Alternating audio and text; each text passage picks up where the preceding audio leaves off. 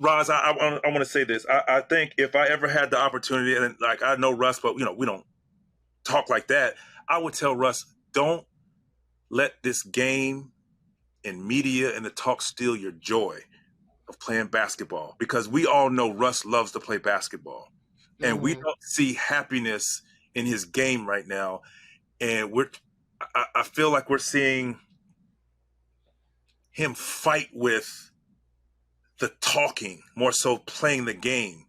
And it's tough to see. And I hope sooner than later, the Lakers, the organization, the team, everyone comes together and they do what's right for everyone. Yeah. What is that? What is right for everyone? That's what they have to figure out. I mean, I think at some point, like, he's unhappy. He's trying to find his way. He's trying to figure his game out. Like, when's the last time you've seen Russ settle and not drive to the basket, attack with force, with anger? Like, we don't see that. We see settling, shooting. Maybe, I don't know. And this is all just me just speculating, but sometimes I feel like Russ is shooting the jump shot to spite everyone else. And this is a prime example about opportunity, being in the right position. So sometimes we see players like, man, what happened to this guy, that guy? When he was here, he didn't. And it's all about being finding the right fit for you as a player. Right. And I think that's what needs to be done at this point, is finding a right fit before it's too late. And he kind of gets labeled kind of like what was done to Carmelo.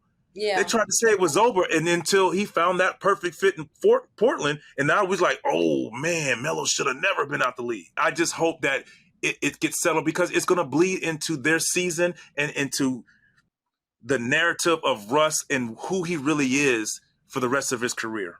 You said people's body language was already looking fed up or tired, and it's only 3 games in. That's because the story is old. Mm-hmm. This is a carryover. The actions, we've seen it before. You were hoping, we, including us, painted the preseason in pretty paint. We said, oh, we had Darvin Ham on. We said, oh, we're going to have Russ. He's going to play a complete game, anything for the team. And the 3, AD and LeBron and Russ had a meeting. And then, everybody was at Summer League. And we did all this pretty painting. And then the game came out, and we took the blanket off, and we were like, damn, that's ugly. We spent the whole preseason painting it like we was Picasso, but it still didn't make it pretty. And that's why the body language is tired. You feel me? Hey, thinking it's Picasso, you came out with a Gordon Gortrell. For those who watch the Cosby Show, look it up. Okay, cultural reference. But no, I just think on the flip side, it's going to have to be some buy-in from Russ as well, and understand, like, this is just the situation it is, and I also think it's a shot to the ego, as far as, like, Russ has been Russ for a very long time, and the toughest thing to accept is not now being in as a closer.